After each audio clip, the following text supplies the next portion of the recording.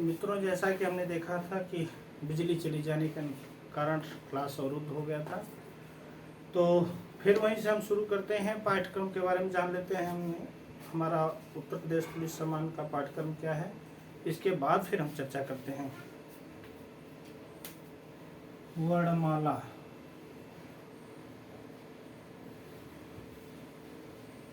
तत्भव। तत्भव तत्भव तत्सम हो गया, वर्णमाला हो गया। पर्यायवाची। पर्यायवाची अनेकार्थी शब्द। अनेकार्थी शब्द हो गया वाक्यांश का एक शब्द। वाक्यांश का एक शब्द। वाक्यांश का एक शब्द समरूप या भिन्नार्थक। समरूप भिन्नार्थक। समरूप भिन्नार्थक हो गया। शुद्ध अशुद्ध हो गया। शुद्ध अशुद्ध। शुद्ध अशुद्ध हो गया। 1 2 3 4 5 6 7 8। अच्छा, अपना लिंग वचन कारक सर्वनाम। लिंग वचन कारक सर्वनाम विशेषण क्रिया वाच्य अव्यय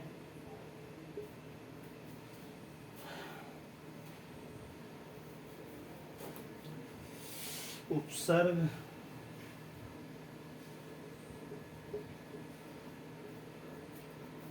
संधि समास। संधि समास और संधि समास के बाद आपका हो जाएगा मुहावरा। मुहावरा और छंद अलंकार। छंद अलंकार। 9 10 11 12 13 14 15 16 17 18 19 20। यही इन सारी चीज़ों को हम लोगों को उत्तर प्रदेश पुलिस सम्मान जो हिंदी में जो हमारा पाठ्यक्रम है, यही पाठ्यक्रम है। इतने ही सारी चीज़ों को हमको पढ़ाना है। बहुत आराम से पढ़ेंगे, बहुत आराम से, कोई हड़बड़ाहट नहीं है। अभी बहुत समय हम लोगों के पास है। अगर एक एक वीडियो हम लोग पढ़ेंगे तो कितने 20 ज़्यादा से ज़्यादा 18-20 दिन में हम लोग ख़त्म कर देंगे। लेकिन जितना भी पढ़िए कंठस्थ तरीके से सही, 37 में 35 कम से कम करके आओ। तो यही हमारा पाठ्यक्रम है। तो हमने वर्णमाला हम लोग पढ़ रहे थे। वर्णमाला में कुछ अंश छूटा हुआ है, आज उसको हम पूरा करेंगे। इसके बाद हम तद्भव तत्सम, पर्यायवाची, अनेकार्थी, वाक्यांश, समरूप और शुद्ध अशुद्ध, लिंग वचन कारक सर्वनाम आदि इन सब सारी चीज़ों पर चर्चा करेंगे।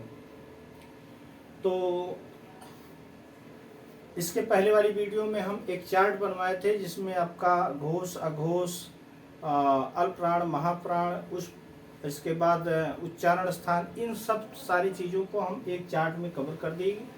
अगर जो भाई अगर नहीं उसको देखा है तो उस वीडियो में जा कर के उसको देख ले और चार्ट बना ले।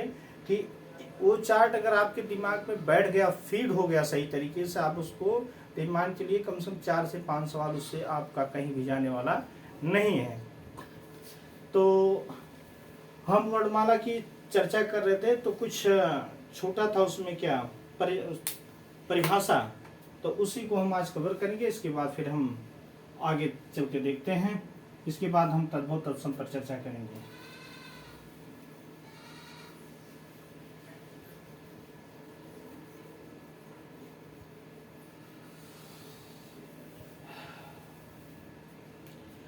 तो वर्णमाला में हम उच्चारण स्थान, घोष अघोष, अल्पप्राण महाप्राण, उस इन सारी चीज़ों को, और परिभाषा में भी शायद हम विसर्ग उसर्ग लिखा चुके हैं। और अपना अंतस्थ व्यंजन छूटा था, अंतस्थ व्यंजन, उस व्यंजन, अल्पप्राण और महाप्राण। तो इन्हीं सब सारी चीज़ों को चलो इसमें छोटा सा देख लेते हैं। अब हेडिंग डाली अंतस्थ व्यंजन।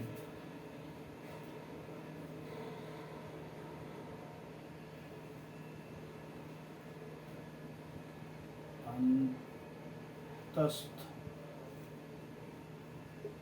व्यंजन, अंतस्थ व्यंजन क्या? विसर्ग, अंतस्थ व्यंजन।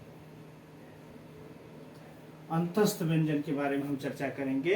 तो परिभाषा लिखिए कि अंतस्थ व्यंजन कितने होते हैं? ये 4 होते हैं। कितने? ये 4 होते हैं। वो 4 कौन से कौन होते हैं? य, र, ल और व। यही अंतस्थ, यानी 4 व्यंजन क्या होते हैं? अंतस्थ होते हैं। इनका उच्चारण जीभ, ताल, दांत और ओठों के स्पर्श से होता है। क्या होता है? इनका उच्चारण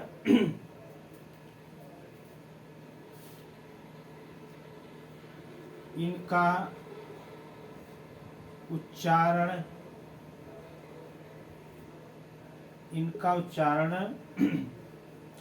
इनका उच्चारण जीभ, ताल, दांत, जीभ, तालु, दंत,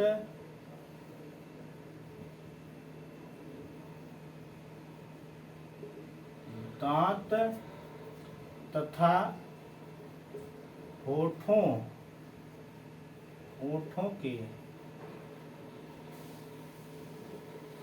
होठ के स्पर्श से होता है। स्पर्श से होता है।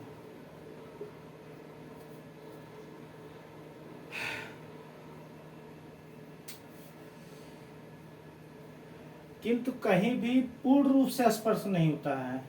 अच्छा, ये भी खासियत है। किंतु कहीं भी पूर्ण रूप से स्पर्श नहीं होता है। स्पर्श नहीं होता है। अंतस्थ व्यंजन कौन कौन से होते हैं? य, र, ल, व। ये 4 शब्द जो है, ये 4 व्यंजन क्या होते हैं? अंतस्थ व्यंजन होते हैं।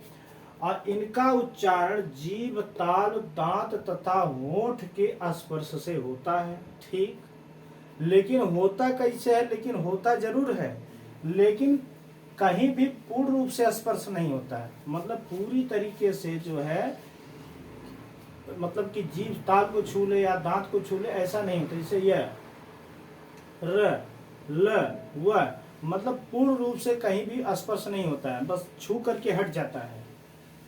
तो लिख लीजिए, अंतस्थ व्यंजन की यही परिभाषा है। इसके बाद फिर हम उस व्यंजन के बारे में देखते हैं।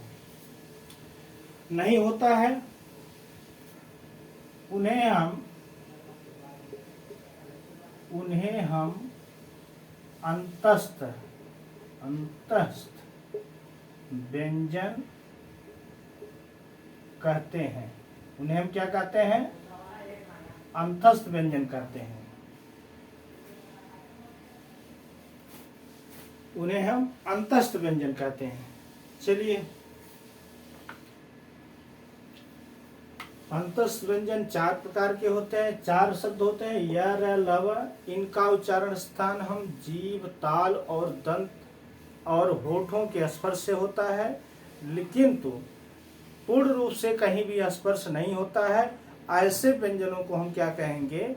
अंतस्थ व्यंजन कहते हैं। परिभाषा लिख लीजिए, जानते रहिए कि कौन से अंतस्थ व्यंजन होते हैं। य, र, लव क्या होते हैं? 4 प्रकार ने क्या 4 शब्द क्या आते हैं?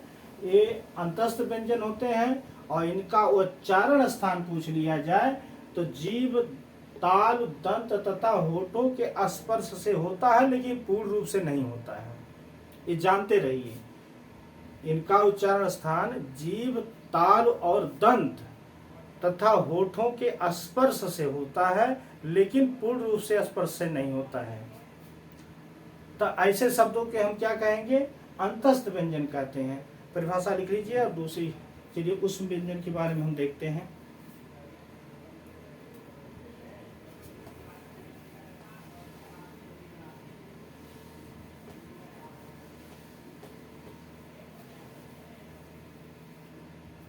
हेडिंग है जी ऊष्म व्यंजन। ऊष्म व्यंजन, ऊष्म व्यंजन।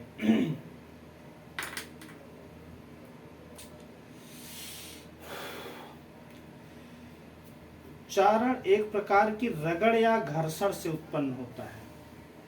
ऊष्म व्यंजन क्या होता है? इनका उच्चारण एक प्रकार से रगड़ या घर्षण से होता है और उसमें गर्म हवा आती है। अपने मुँह जैसे हम बोलते हैं, जैसे स, ख, स, ह, ऊष्म व्यंजन होते हैं। एक प्रकार से इनका उच्चारण रगड़ या घर्षण से होता है। तो लिख लीजिए,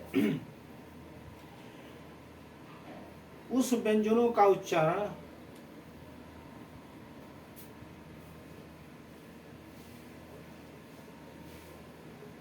ऊष्म व्यंजनों का उच्चारण रगड़ या घर्षण से होता है।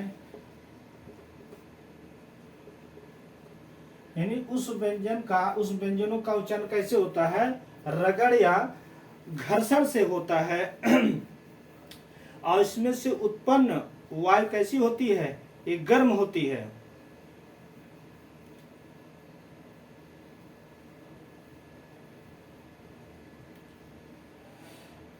घर्षण से उत्पन्न उष्म वायु से होता है। घर्षण से या गर्म हवा निकलती है, इस प्रकार से घर्षण से उत्पन्न गर्म हवा से होता है। उस व्यंजनों का उच्चारण रगड़ या घर्षण से उत्पन्न गर्म हवा से होता है। जैसे हम स बोले, स को हम बोलते हैं तो एक प्रकार से हमारे जो है कि मुंह में जैसे जीभ का घर्षण होता है, जैसे मालूम पड़ रहा है कि जीभ से कोई रगड़ रहा है, तो उस घर्षण से जो हवा निकलती गर्म होती है ना। जैसे स बोल दिए, ख बोल दिए, ह बोल दिए, तो ये मतलब इन व्यंजनों को उच्चारण रगड़ या घर्षण से उत्पन्न हवा से होता है। और वो व्यंजन कौन होते हैं? स, ख, स, ह होता है। वो व्यंजन कौन से होते हैं? स, ख, स और ह। यही जो है 4 क्या हो गए? यही ऊष्म व्यंजन है। स, ख, स को क्या कहा जाता है? ऊष्म व्यंजन कहा जाता है। ये इसकी परिभाषा हो गई, लिख लीजिए। चलिए अगली हेडिंग डालते हैं, अल्प प्राण और महाप्राण। अल्प प्राण और महाप्राण।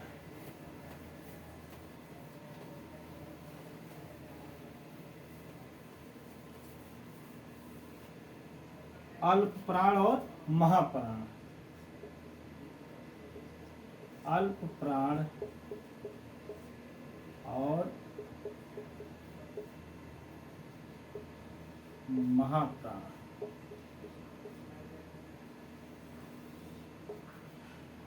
हमने अगली वीडियो में चार्ट बनवाया था, चार्ट में ट्रिक भी बताया था, लेकिन फिलहाल परिभाषा भी जानते रहिए, लिख लीजिए,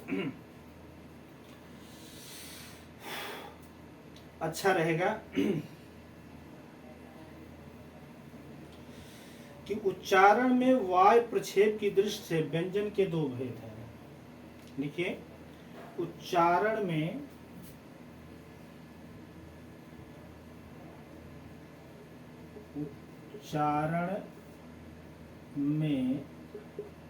उच्चारण में वायक्षेप, क्या, वाय प्रक्षेप की दृष्टि से, वाय प्रक्षेप की दृष्टि से व्यंजन के दो भेद होते हैं। क्या होते हैं? व्यंजनों के दो भेद होते हैं। व्यंजनों के दो भेद होते हैं।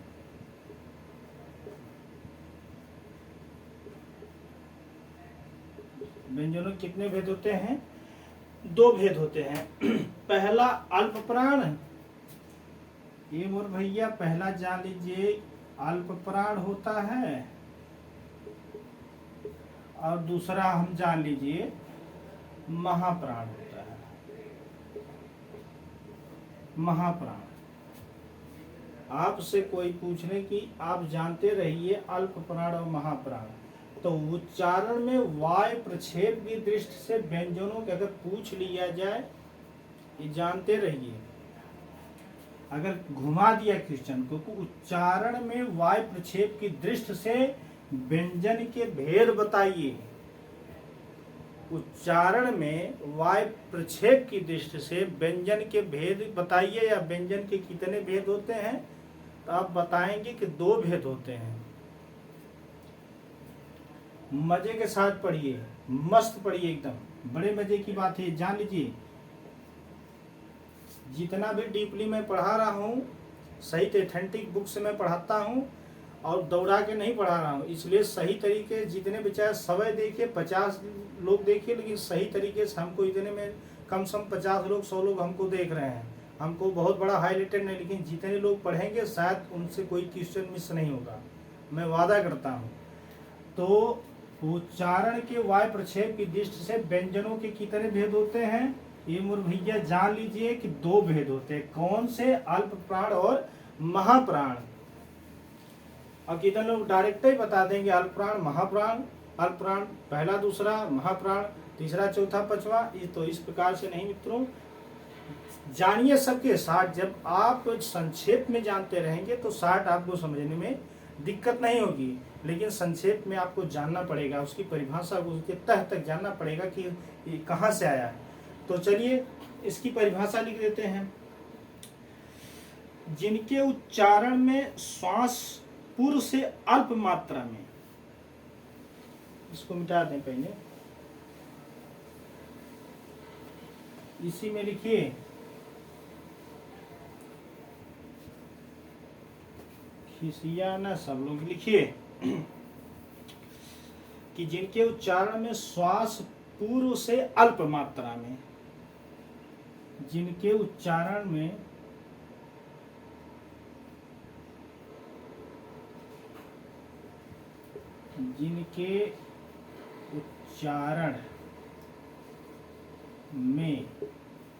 श्वास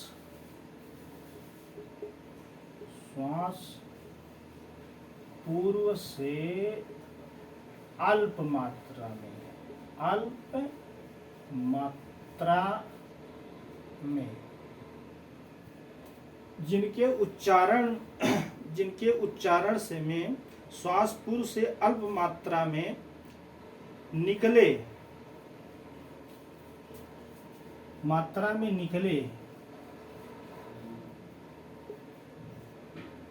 तथा हकार जैसी, हकार जैसी ध्वनि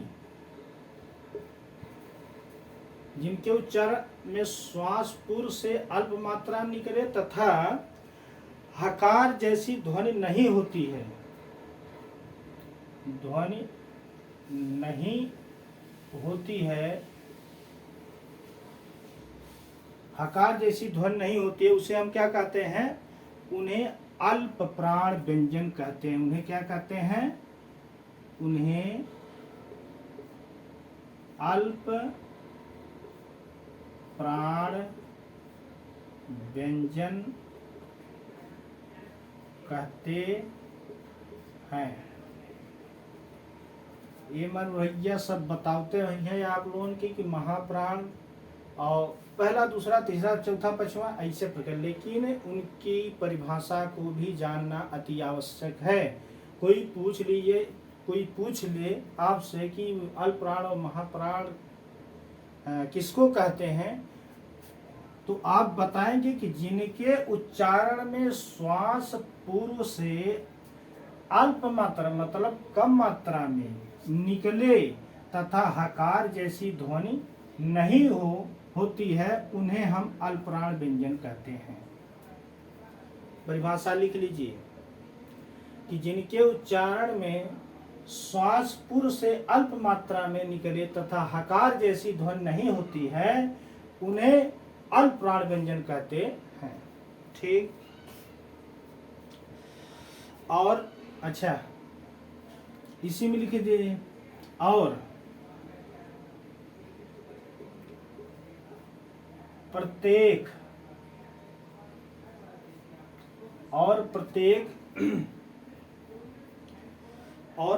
वर्ग का पहला, तीसरा, पांचवा, यही सब बताते हैं। प्रत्येक वर्ग का पहला,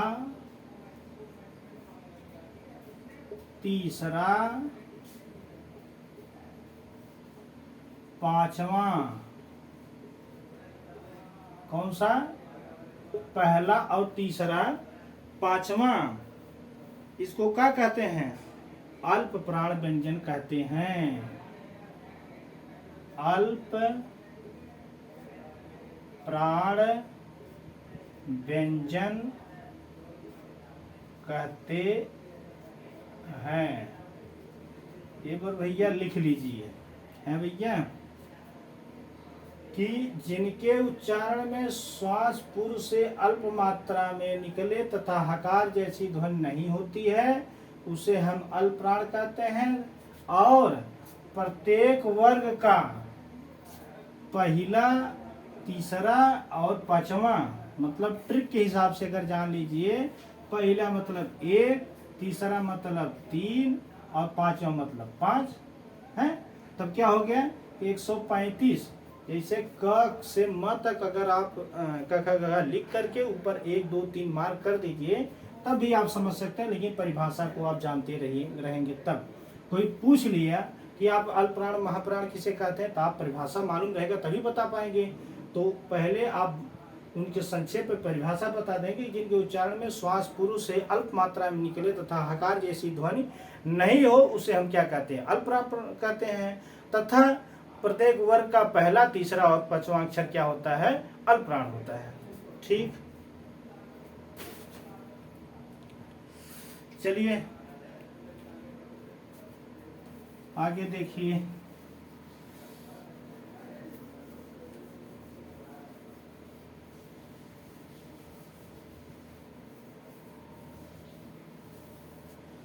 चार्ट अगर जिसको जो नहीं देखा हो तो हमारी पिछली वाली वीडियो में जाकर के अल्पप्राण, महाप्राण, घोष, अघोष, इन सब अंतस्थ व्यंजन, उस व्यंजन और उच्चारण स्थान, आज सबका हमने चार्ट बनाया है और हमारी पीछे वाली वीडियो में जाकर के देख सकता है। तो चलिए हेडिंग डालिए महाप्राण है भैया। अल्पप्राण हो गया। अब चलिए हम महाप्राण देखते हैं। अच्छा, व्यंजन तो आप देखे नहीं, कि महाप्राण देखिए। महाप्राण व्यंजनों में के उच्चारण में हकार जैसी ध्वनि विशेष रूप से रहती है। अच्छा, यानी अल्पप्राण में हकार जैसी ध्वनि नहीं रहती है, लेकिन महाप्राण में क्या रहती है? रहती है। महाप्राण देख लीजिए,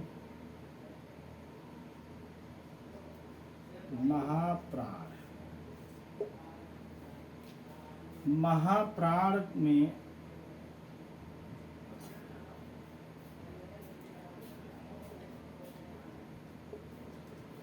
महाप्राण में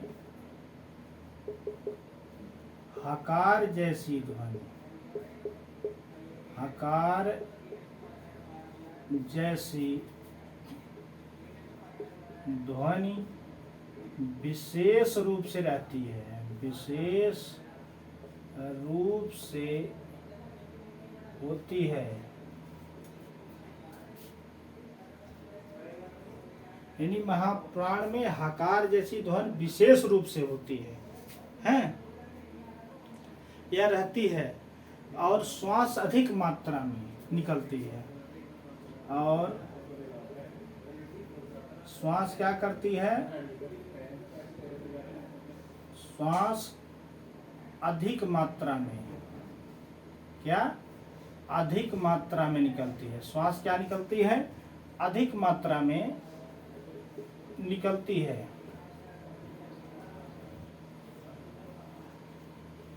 श्वास अधिक मात्रा में निकलती है।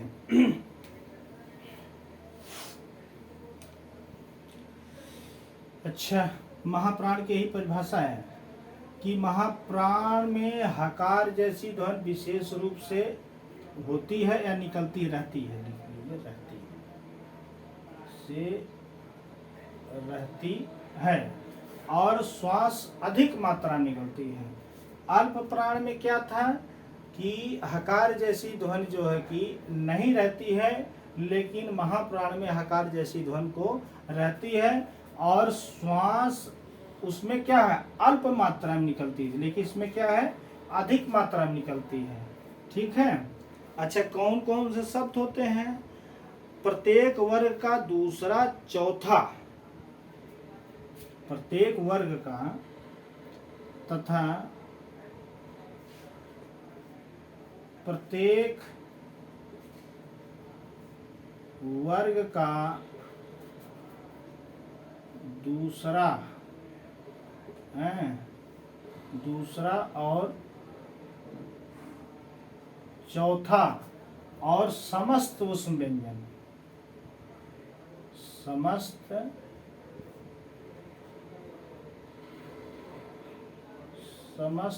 ऊष्म व्यंजन, यानी प्रत्येक वर्ग का दूसरा चौथा और समस्त ऊष्म व्यंजन क्या होते हैं? समस्त ऊष्म वर्ण क्या होते हैं? ऊष्म व्यंजन के ही ऊष्म वर्ण कह लीजिए। ऊष्म वर्ण महाप्राण होते हैं। क्या? महाप्राण होते हैं या कहलाते हैं। प्रत्येक वर्ग का दूसरा है और चौथा मतलब 4, यानी आप इसको मतलब 24 समझ लीजिए। जैसे